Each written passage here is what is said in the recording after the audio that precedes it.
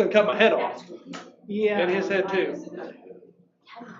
Well, this is. Have you told him about getting his checking account number? No, I haven't yet. Oh, Am I the Found the only good one? stuff. Where That's a you good want? spot right there. You want us to be by this podium? Yeah. I'm gonna move it then. We won't be cutting. That way we'll have Shay in the picture too while she's eating. I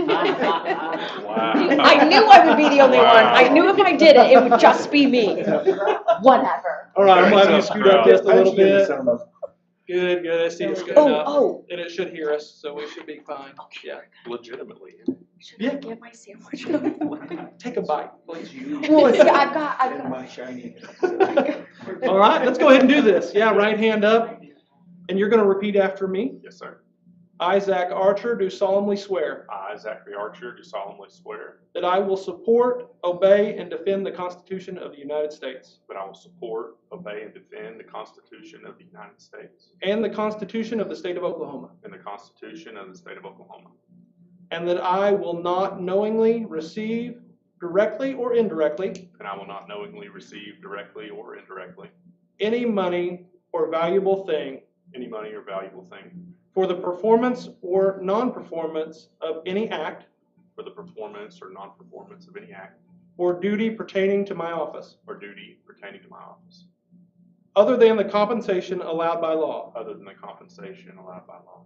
I further swear I further swear that I will faithfully discharge my duties that I will faithfully discharge my duties as a member of the State Board of Career and Technology Education as a member of the State Board of Career and Technology Education to the best of my ability. to the best of my ability. Congratulations.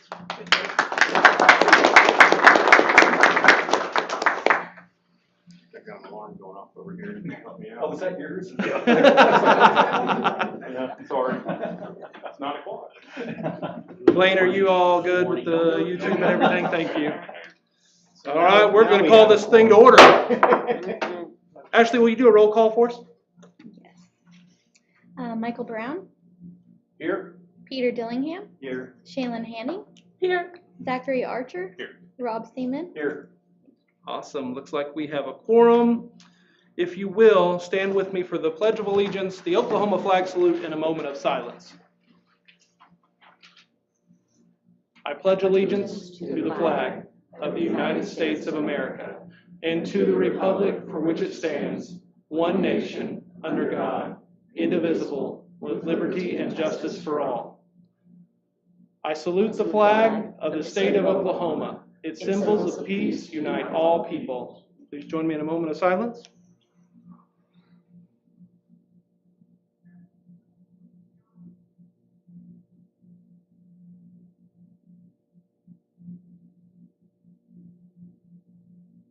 Thank you. All right, I'm excited to get Mr. Archer started. So as we go along, if you guys don't want to have any motions or seconds, we'll just make Zach do them all, okay? Perfect. All right, today's meeting, we've got some business items here, but we've got some special presentations as well. I'll start with opening comments, and then we will get into those things. First off, I want to update you of the discussion that we had from last meeting. And if you've read the minutes, you've seen some of that as well. But if you were not here, I'll update you. We have some great concerns with the operation of OMES as it relates to our agency, and what are we going to be bound to do with human capital, the hiring, the setting of salaries, those things, and making sure that you as a board have the authority over our agency. And I shared that information with you last meeting, had a meeting since then with the leadership at OMES, Dr. Lockwood as Chief of Staff, Lisa Batchelder as CFO. We all met down there to discuss human capital management, technology, not really our information technology, but our data systems and how we're allowed to hire and employ those people and what the options are there. And we also talked about the other systems that may need to be built at some time and what are our options for that. Fairly positive meeting. Trying to really reassure us that we will have the autonomy as an agency and as a board to set our salaries, hire what is needed, but trying to create some harmonization for the state. So they had, like I said, a positive meeting, but here's kind of my take.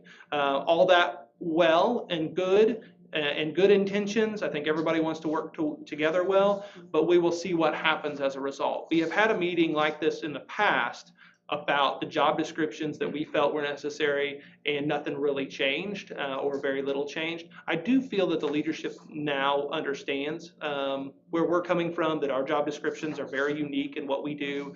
I feel like they have a great understanding of what we need to do to make sure that we have a very efficient agency, and it's not a question of are we trying to do something that would not be efficient for government. It's about how do we make sure that we maximize the talent that we have.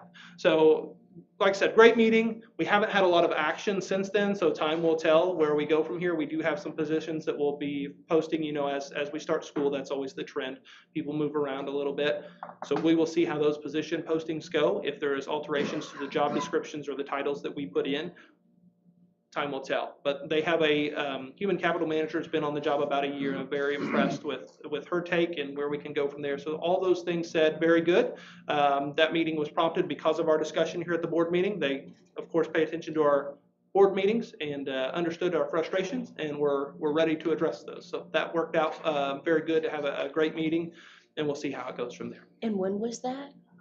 2 weeks ago. Okay, cool. 2 weeks ago. We also, just some updates, as I always say. Question on that real quick. We can't have discussion, but you can ask a question, yes. Okay.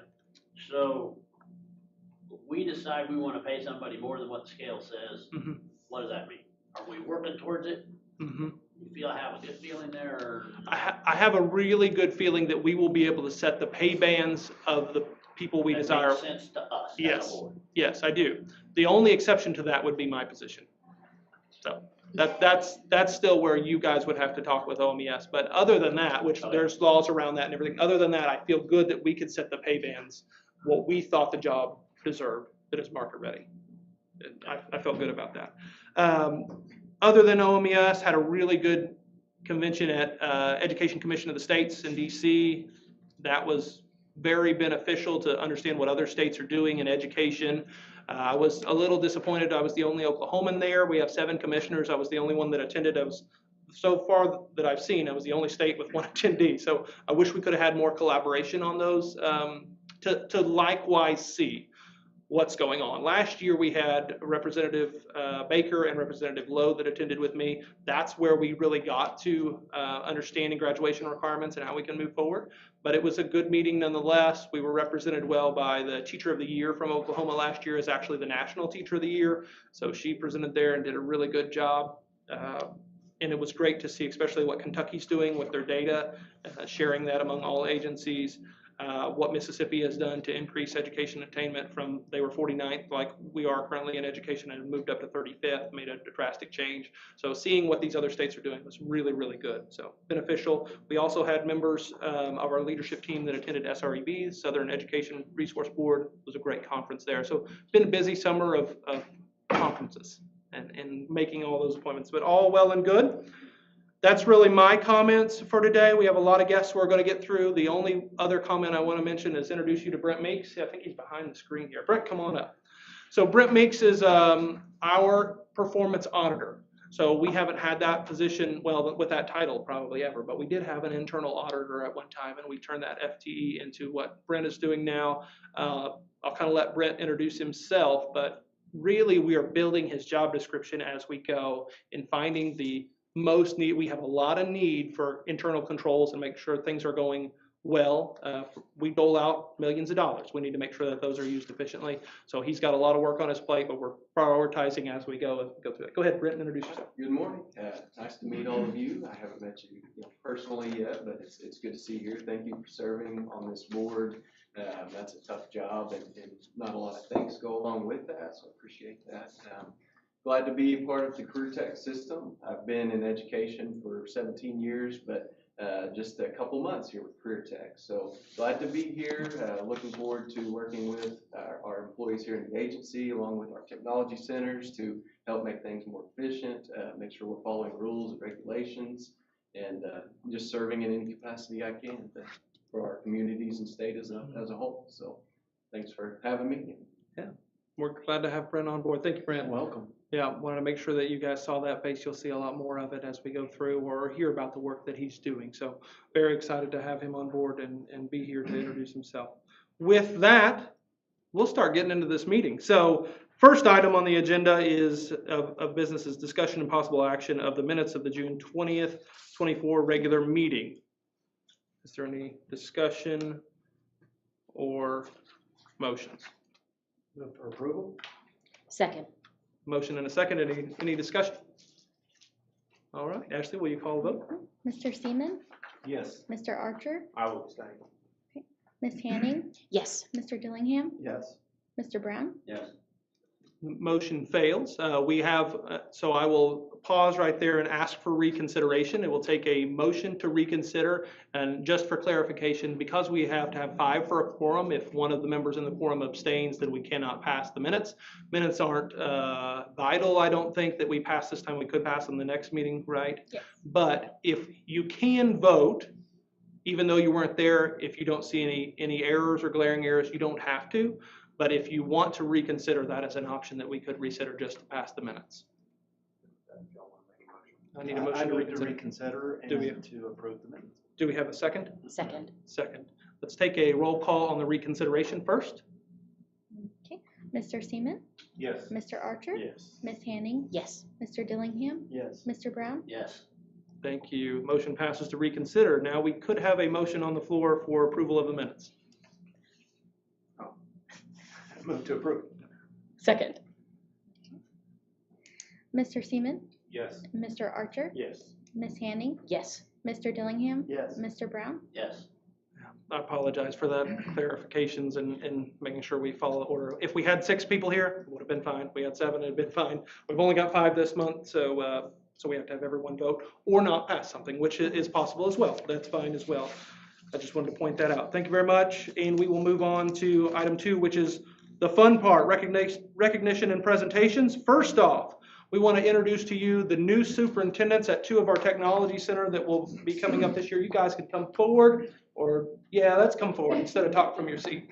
So we have Brooke Holding, the superintendent at Red River, and we have Jenny Nunn, the superintendent of Caddo Kiowa Technology Center, and I want them to introduce themselves and you guys to get to meet them, and if you have any questions for them, you're happy to ask those. So I'll let you start, Jenny. Thank you. Good morning. I appreciate you taking time for me to be here at the board meeting. I am at Caddo Kiowa Technology Center. I've been there for 10 years. I've had 25 years of education experience in some in the K-12 and the CareerTech, so I'm excited to be able to lead our organization. Thank you. Awesome. Welcome.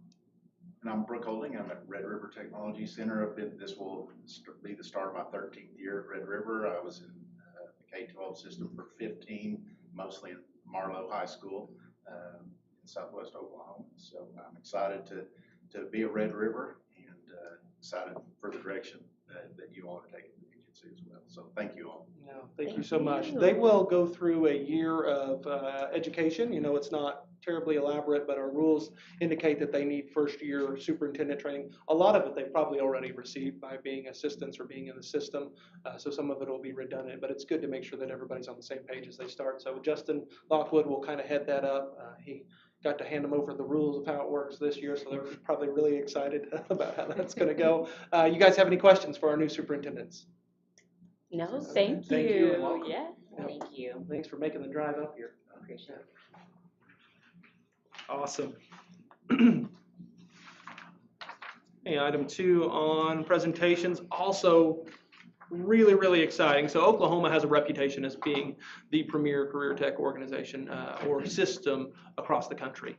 Well, that's definitely evident with our CTSOs, our career tech student organizations, and what they do. So we have some individuals you've actually met before, but they're not in the same offices they were last time that you met them. So these are our brand new national officers serving Oklahoma, representing Oklahoma, and they're going to come forward and speak. And you guys can all come up as one group and just take turns if you're okay with that. But we have Brandon Weibel, that will be the 2024-2025 National FCCLA President. And with BPA National Officers, we have Mr. Thomas Branson, National Secretary Treasurer, and Ms. Michaela Adams, National Parliamentarian. You guys go ahead and talk about the process. Come on over here toward the podium. Yep. Now That way everybody can hear you a little bit better Good morning, online. everybody. How are you all doing? Good morning. Well, how are you? Good, good. Thank you so much for having us. My name is Brandon Weibel, and I was just elected as the Family, Career, and Community Leaders of America National President, which is such an amazing honor. I have served in many different capacities for Oklahoma CTSOs. So last year, I met some of you as our Oklahoma FCCLA State President. So that was a really, really exciting thing. And my process as becoming a national officer was a really, really long but rewarding one. So I started all the way back in May with my application and my 50-question knowledge test, and then everything else took place on site at our National Leadership Conference, which was in Seattle, Washington this year. I didn't get to see much of the city, but it was really, really cool. Cool experience for sure. And so we had over 8,000 attendees, which was really awesome. And I rose through the ranks as a national officer candidate. I ended up getting to go on stage and present my speech to our 5,000 delegates, which was really, really scary but exciting. I talked about filling the teacher pipeline, which is so, so incredible. And then from there, my peers elected me to be our national president. Congratulations. Yes. Where are you So- from? Exciting. I'm from Silo, Oklahoma, very far southeast. Okay. Awesome. My name is Thomas Branson. I was recently elected as the Business Professional America's Secondary Executive Treasurer, and this is My name is Michaela Adams, and I was recently elected as the Business Professionals of America Secondary Executive Parliamentarian.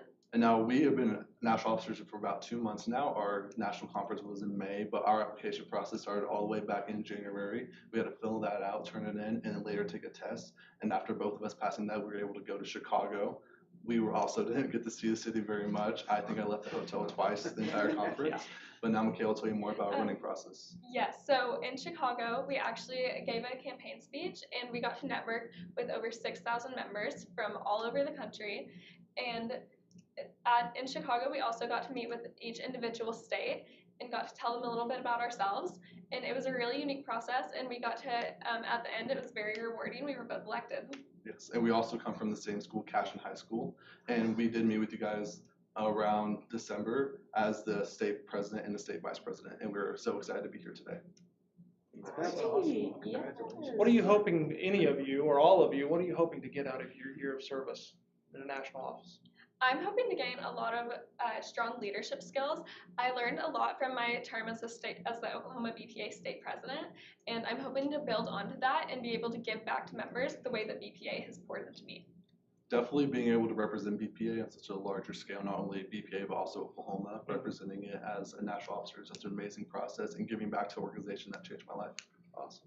As national president, I get to serve on the board of directors, which is a really, really high honor. And so I hope that just to strengthen the connections on our governance level is really important for me, and I'm excited to do that.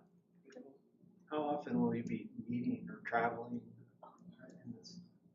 We have a Zoom call the last Thursday of every month, but we did just get back from our training in Nashville recently, about 3 weeks ago. That's where we formed our program of work and had team bonding there. And our next upcoming event is the Student Leadership Summit in Washington, D.C. It's for all across the nation BPA members to come up and learn how to advocate for BPA, learn how to be stronger leaders, and eventually go to Capitol Hill and advocate for their state for BPA. For me, I was just elected just 2 weeks ago, so I haven't had as long in national office, but our August planning meeting is coming up, so I'll spend 2 weeks at headquarters in Virginia, where we will develop our program of work and things like that. But from there, we have numerous conferences that we'll do, so the next thing I'm looking forward to is our brand new Fall Leadership Institute. So FCCLA has partnered with Disney, and so we'll have 2 conferences in Anaheim and Orlando, and I get to facilitate that, and I'm really excited. Where are you guys currently, to explain to the board where you're at in your educational career? Are you still high school students, or are you taking a year off after? Explain to them kind of the position that you're in while serving in this office. I actually just graduated from Cashin High School, and next year I will be attending the University of Central Oklahoma as a freshman. I'm in the same boat. I just recently graduated, and I'll be attending UCO as well. I'm a senior in high school. Yeah.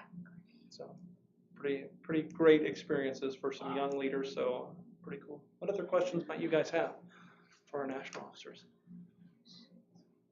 I think we do have one other national officer, or do you remember we have one from DECA Collegiate level.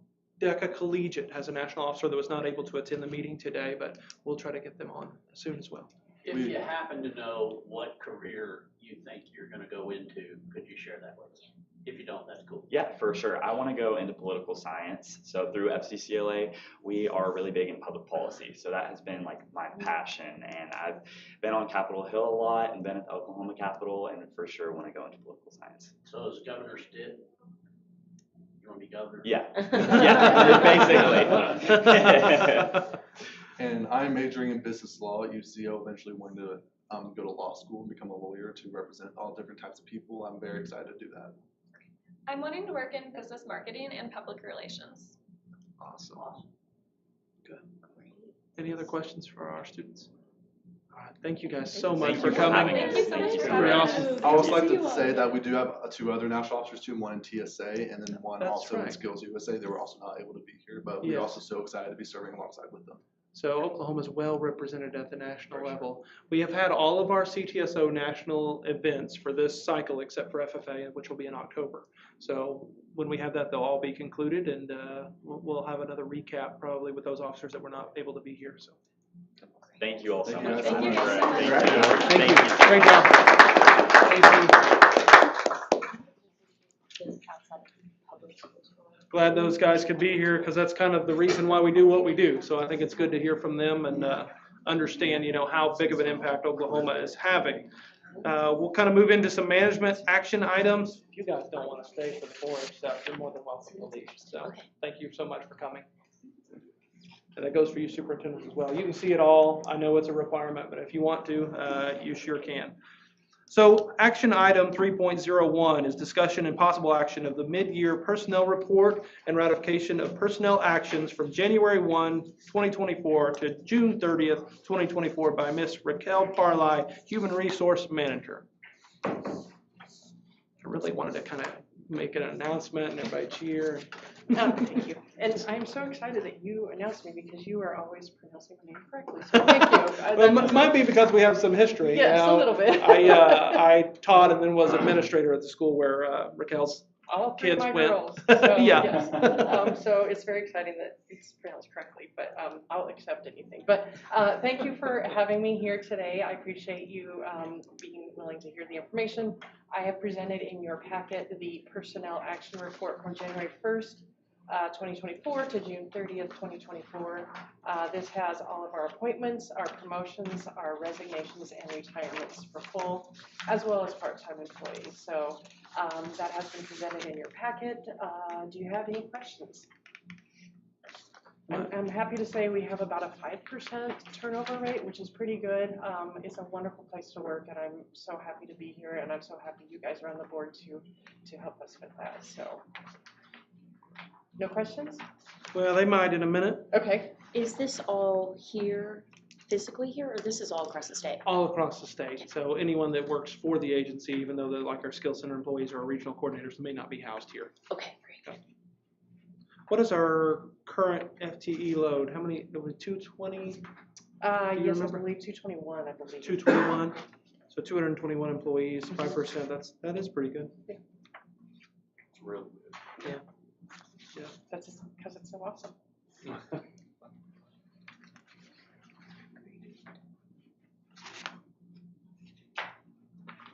Move for approval. Second. Any discussion? Thank you, Raquel. Ashley, will you call a vote? Yeah. Mr. Brown? Yes. Mr. Dillingham? Yes. Ms. Hanning? Yes. Mr. Archer? Yes. Mr. Seaman? Yes. All right, awesome. Sorry, I gotta keep up with my notes here. I don't know why I take them because Ashley never gets anything wrong, but I take notes anyway, just in case. I'm gonna catch you one of these days. All right, item 3.02, update and discussion on action plans for the employee engagement survey. And I'm gonna have Dr. Lockwood kind of join us. Justin, if you wanna be at the podium in case anyone online is listening so we can hear as well. I'm going to go through the survey that you should have. We have received this from OMES really not that long ago. Our first time to discuss it as a leadership team was yesterday, actually, so we haven't got to dive into it a lot, but I want to make sure that you have that information as well. This kind of goes hand in hand with what Raquel just presented as well, to talk about our agency and what's working. I'm not going to read every single one of these to you, but I wanted you to have a copy. Overall, and you do not have percentages for the pie chart, those are actual votes of favorable, unfavorable, and neutral. And this survey is done by OMES every year. We also do internal surveys for my approval rating or my satisfaction, and then we do, we were working on those for all senior leaders to do those. But this is an addition, anonymous, does not come through us, so that employees can feel a lot more comfortable and confident that we can't track it. Even though we don't track who submits the other one, there's always fear that somebody's looking at my response. So this one really definitely could never happen because we don't even do it. So I'll go through just some highlights for me, highlights or lowlights, however you want to look at it. What is the total employee count? So our total employee count is 221, like she just presented. We had 119 turn-in responses. That's the biggest thing I would point out. Hopefully I can get more people. That's still about where it's been. So it's voluntary to turn in? Yeah, Okay, it's voluntary. okay. As far as surveys goes, like if I was doing educational research or if I'm doing things like that, that's a pretty good rate.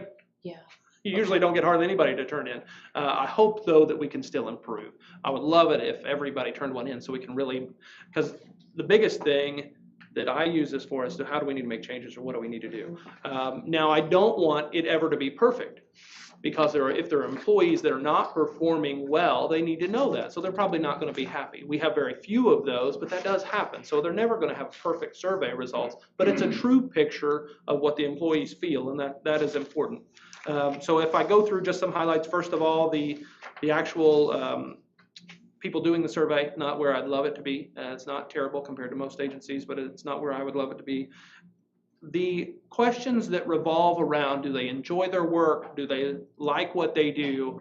Phenomenal responses, mostly favorable. You can look at some of these that are just really, really outstanding in the 80% range. Things like conditions of my work unit, commitment to my agency, recommend it as a good place to work. Those are all very, very, very high. If you look through the survey at areas that I may have concern or how can we do better, it comes down to direct supervision and communication, which is common, and then the other area being pay, which is always common as well. So those I want to look at. So the pay is more restricted than the communication and supervision. Those are areas that maybe we can make the best improvement. I also have concern, and Justin's going to talk quite about this, our employees feel like there's not a lot of opportunity to move up, and I would say it's not a terrible result, but they do have that feeling that where is the position that I can move up if I do a good job. We are limited because we're not top heavy in the way we're structured of the positions that are available to move up into, but we have some really good statistics that Justin found about the positions that were available, how many we filled with internals when they were qualified, and so he's going to share a little bit about that, but I wanted to make sure that you had access to all the results, and that if you had any questions about those things, I want to make sure that you guys have opportunity to ask those. I'm also going to present this to the whole staff, just the way it's presented here, so that they have an idea of how we're performing and they can feel that the results are reflective of their own answers or they're not reflective, so they can have some internal reflection as well. I think that's good for everything to be transparent. That's just my thoughts on a survey. So any questions before I let Justin talk about how we're going to make some improvement in the areas that we are not scoring as good. Communications is another area we talked about as a leadership team yesterday that maybe is not as favorable as we like, but we don't feel that is a representation of the communication platforms that we have. We have lots of ways for internal communication to happen. Maybe when we make decisions on input from our people here, that doesn't get communicated that their input made the change. Maybe it's presented too much as we just made the change and nobody ever communicated where that idea came from. So I think I can do a better job of saying, oh, that was your idea that made that change, because many times that's what it is. The employees always have better ideas than I do. But Justin, go ahead and talk about a few of the highlights of what you're going to do, and I think you have a handout as well, right? Well, I've got them. Okay. I don't think they have a handout. Okay. Couple of things that I will mention is we do consider we have a beautiful building, outstanding facility here, 2 other sites in town, unbelievable facilities, but we do consider our employees our most valuable resource or asset, and we know to retain them is paramount to our success, and the director has a very clear vision on that, and senior leaders down to managers, that's reinforced constantly that we need to take care of our people and do what we can. Obviously, salary-wise, sometimes we have trouble competing with the private sector market, and that's understandable, but other issues that we can directly impact, we are trying to move the needle on. And I'll go through a few things. Some of these items were in place before, and then COVID ended them, and then they've been restated. Some of them are new things that we've started, and then some new plans.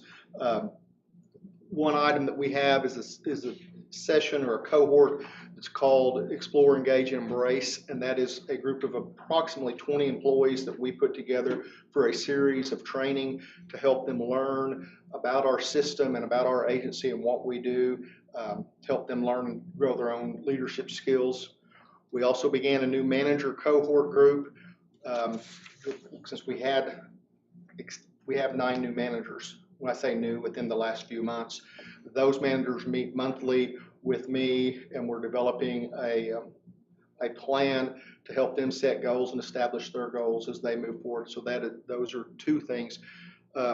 One thing that we have done internally, we have developed a onboarding checklist. One of the problems that we have as an agency, which is not a problem, but it's just a natural occurrence, is we have 220 employees, multiple divisions, and one of the things that we hear is the lack of consistency from one division to another, even though we don't necessarily mean to be inconsistent. So that issue, one of the things we developed was a new employee onboarding orientation checklist, so that a manager can hand this to their employees and that they can work through this as they're orienting new employees to help that. This was developed internally. Craig Mail, who is our resource center manager, kind of helped lead that initiative, and multiple revisions were made to get to this point with all the managers' input, and we think it will help our new employees have a little bit more consistent onboarding experience. We also developed a mentor map. Every employee is assigned a mentor when they start at the agency. One of the problems we had was, once again, inconsistency across the agency for mentors. So once again, Resource Center was tasked with beginning to put a document together, that document to managers through extensive editing. So every employee that's coming on, their mentor is seeing the same thing, same items that they can help that employee as we onboard them and start that process. We have also just recently, we piloted it and it worked, and now it will be implemented as a consistent procedure instead of just a pilot. HR, and let me explain the way we hire. When we start a position, those employees, or that manager rather, we have a targeted selection. So there's a bank of questions and there's dimensions, and that's consistent across the agency. However, what we were finding is we maybe not conducting that interview as consistent across the agency as we needed to. So we have implemented that HR is now a part of every interview. The division manager, whether that be a program area, whether that be finance, whether that be any program area, manager still leads it. They are still setting their committee of employees that will be on the interview team. They are still picking the questions. And at the end of the day, that committee is still making a decision. But we, Raquel, our HR manager you just heard from, is sets in on every interview. So we have a consistency across all interviews. Everybody's hired in we expect them to have the same experience when they're hired. Another side note that we think it should help is, if I'm a manager, I have to schedule the interviews. I have to do all of that. It's quite the process to get through that, all the state paperwork. HR now takes that role. So the manager can say, I want to hire this program specialist. And we open the job, we get candidates. The manager, there's a screening committee that screens who the candidates that will get interviews. They then give those names to HR and say, we want to interview these 4 people. HR takes care of it from them, scheduling the interviews, arranging the room, the whole process. So we're trying to improve that consistency. One thing we do and have always done, everybody when they interview with us, they get an envelope and a survey of what they think of the interview process. They fill it out anonymously when they get home, send it back to us. We compile those results. We just received those results as senior leaders just the other day for a recent section of, of interviews we conducted. So constantly trying to improve the interview process. As the director said, something he instituted was senior leader 180 or a review of senior leaders. Only a couple of us were in the senior leader role when he came on board, so the new directors have not had that yet, and that's where our reports evaluated us and gave us, he shared those results with us. We didn't know who said what, so it's anonymous as far as he and I, as far as when it was shared with the senior leader, so we have our input from him of what our employees have thought of our performance. HR now does a 90-day follow-up with every employee, calls them in and has a conversation and discusses how is this going, what's their impression. I do a 6-month follow-up, and that's just a very casual conversation where one of the admin assistants in our area it just pops up on my calendar that I've got a conversation with Joe that day, and Joe will walk in and I just sit down and have a conversation with Joe and say, what's going on, how's it going, what do we need to do to get better? And that's some of the things when I talk about the employees saying lack of consistency, that was where that came from, is multiple employees saying, well, I know in ag they do it this way, but yet in STEM they do it this way, or in finance they do it this way. And so those private one-on-one conversations. Another thing that the director has that we do is Day of Caring is a day here in Stillwater that United Way hosts, and we now, years ago, the agency participated, and now the agency, the director has approved for employees to be able to participate, so they get some community service that day and helps the morale of the employees drastically. We changed the process of our employee awards. We've talked about the awards, and you've seen that we give it state staff. We changed that process and took that out of senior leadership's hands, and that goes, it's like employee driven. So it's their peers giving them their awards versus a senior leader. So we think that's a positive. Something that we have already done and have done for years, the Strength Finder. If you've ever read that book or part of that process, it is a tremendous philosophy, and the individuals have certain strengths, and you should work towards your strengths. And as a manager, you should know what your team's strengths are, and it helps how you manage your team as what their strengths are. We now have individuals trained in the building in our agency that are trained presenters on that and facilitators. So we used to have to outsource that. We could do the test and get everybody's strengths, but we didn't have anybody that could facilitate the discussions. But we now have those people internal. Exit interviews are conducted with every employee that leaves our employment, and those results are shared back. And you get some interesting comments on that. When people are leaving, they're very direct, which is good. Our PD in our agency, just so you know, for our employees, our 220-ish, whatever employees, that changes daily, we have a $40,000 PD budget for our employees. That pays for everything if we send them to the technology center here, if we have to send them to Tulsa, or if they go to a national conference, depending on what it is. So that budget is $40,000. Leadership is talking about how can we get more people to some of the really nice national conferences, because if you're in your certain area, there aren't very many peers within the state that do what you do, and that's just common sense. So the best way we can give those employees that PD is to get them. So we're working on that budget. Bravo cards is something that was implemented by an employee group. Asked if that could be done, and it was previously done, and we're still doing it. And it's literally just like a postcard and printed professional, and it says Bravo, and people can share those. If somebody thinks somebody's done great, they write them a Bravo card and pass those out. That's great. The director had mentioned real quickly our rates of employment for internal, external. I had Marie and HR pull the numbers for me and look at that. We had 55 openings last year in our agency. 31% were filled with internal candidates. So at 18 is roughly 31%. 17 of that 55, there were no internal candidates applied. And so if you do the math and work that back out, 38 openings, we had internal candidates applied, and they filled roughly 47% of those. So whether that was an advancement or a lateral move over, I didn't dissect that deep, but right at half of our positions. And that 38 could include duplication. So if one person applied for 4 positions, I don't know that 38 is 38 individual people, but that's 38 times somebody's applied internally. So we're a little better than half, we think, of filling positions with internal folks. Manager and above on those positions, which would be manager, directors, my position, those type of positions, 7 of the 9 openings were filled with internal people. So we think we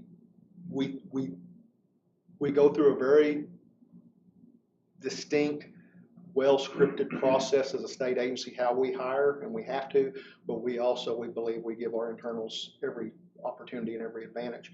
And as far as the communication piece, a couple of things that the director, we've through the agency, I've been here a few years, and it's changed how we do it, but right now where we're at, and it seems to be working quite well, is we have a chat every other Monday morning. Every employee in the agency is encouraged to participate. Those on site are encouraged to be in the room. Those who are off site, we have it open on Zoom. So every other week, and that's when the director leads us in a discussion, and it's free time to discuss, and they ask questions or their activities. So we've tried to improve that communication. And we have a managers meeting every other week where every manager in the agency is encouraged to participate. So trying to help improve our communication.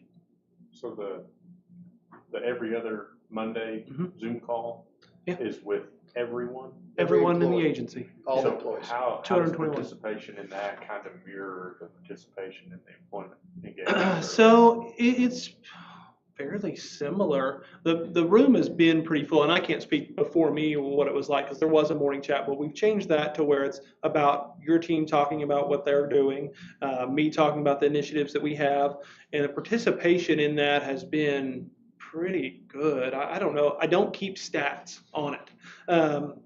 Anybody that wants to attend, they may be in the field working that day and they can't attend. Right. But we've had, gosh, that room holds, how many, Russell, do you remember how many the total holds? I want to say about 100. Yeah, and it's been pretty full every chat for a long time. I mean, Lisa's been here a long time. And then we'll have 20 to 25 online, depending on the week and what's going on. For example, So I'd say 120, it'd be a pretty close average. I pretty was close just to kind of this. wondering if it was about the same. It looks like it is. I hadn't thought of it that way, but it's very similar. And part of the issue, one thing to remember is in that 220 that we have right at 45 skill center instructors that are teaching in the correctional facilities, and they're teaching at that time. Yeah, they So can attend. you will not see that 45 will not participate. Rarely they will, but they're usually teaching. That's what we pay them to do is teach. And so they're standing in front of their class or in their shop or whatever the case may be at them. So you take 45 off the top, wouldn't even be available. Yeah, that's a good point. But that's a good way to look at it. And it's interesting to think of it that way. It's been good. We're changing a little bit right now with our morning chat into talking about the big things that are happening and walking everybody through it so they have the same information. That's what I've feared is we get almost, I hate using that term siloed, but we get a little siloed in our divisions. So now we can all come together and say, okay, WED is working on this right now. They're going to talk about it. And counseling's working on this. That's what our next one's going to be about is the graduation requirement. That way everybody hears the same information, so it's not misinformation going around. So we've changed that a little bit instead of just being a sit and get. As where, well, this is your time to present about what it is. Instead of me talking the whole time, let's hear from everybody else. So we've changed that a little bit. Manager meetings have morphed from what I think they were before into let's learn the policy manual. Let's talk about the big hard things that you're having to deal with as a manager. Not as much, again, of just we're going to hammer you with information. It's about what are you dealing with as a manager that we all need to deal with. Or, hey, these 5 managers have brought up the same problem to us. This must be a problem. Let's talk about it. So we've really tried to shift to what does the agency need instead of coming up with the random thoughts of the day and things like that. It's about what do our people need. So I think that's gone well. We've shifted that even as we go.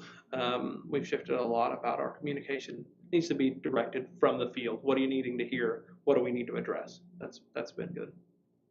Yeah. Other questions? We got room to improve. There are more things. We're going to do a second series. We're doing Explore, Engage, Embrace again. We'll do another session of that and keep doing that. We will do a second level of that our PD department does that and builds that program. We will wait until after August, which is our summit, which is a huge deal for them to get ready for.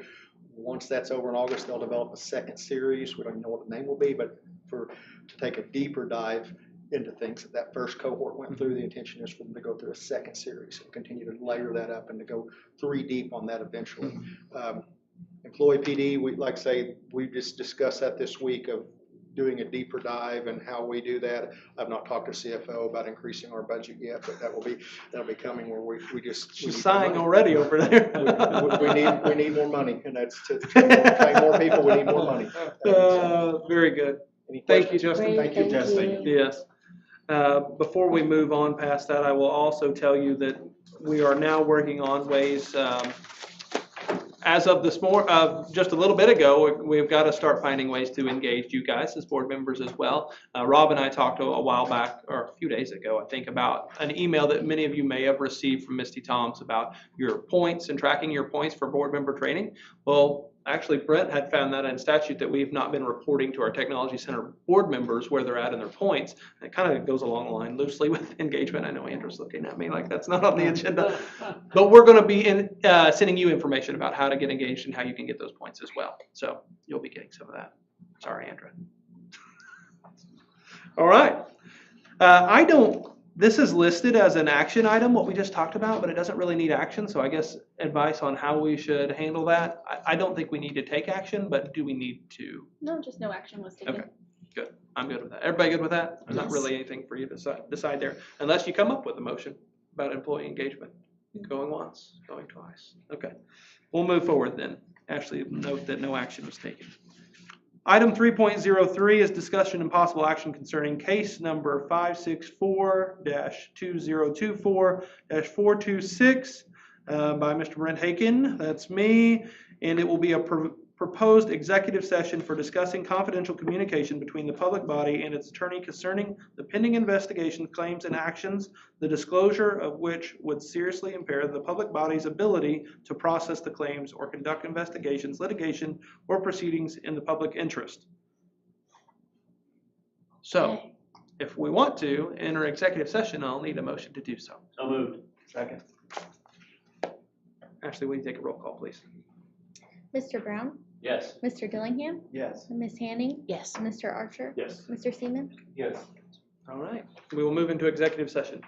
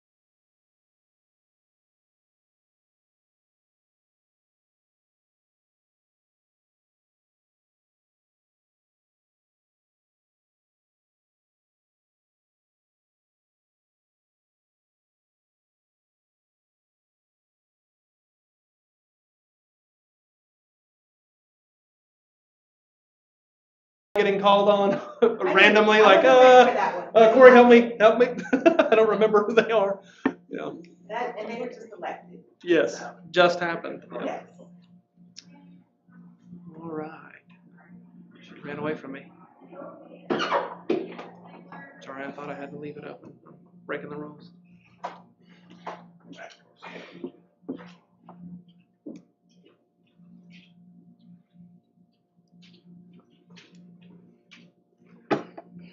All right. So it looks like we're all back in here. We would need a motion to return to regular session.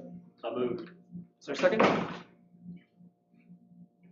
we have a second? Did I overtalk that? I talk over that? Yes, Sorry, Pete. Pete. Second. I was running my mouth. Okay, let's have a roll call. Mr. Seaman? Yes. Mr. Archer? Yes. Ms. Hanning? Yes. Mr. Dillingham? Yes. Mr. Brown? Yes. Awesome. Back in regular session, and no action was taken. No other items were discussed other than specifically listed on the agenda. Do we have any other business? I have nothing. Okay, I need a motion to adjourn. So moved. Second. All right, roll call, please. Mr. Seaman? Yes. Mr. Archer? Yes. Ms. Hanning? Yes. Mr. Dillingham? Yes. Mr. Brown? Yes. All right, we are adjourned. Great meeting, guys. Thank you. New guy gets to go do orientation with us now. Anybody else wants to join, you can come down to the office. We'll go over the system with you. Who did you talk to at OMS? So Katie, the new interim, was not able to come, but we talked with Charles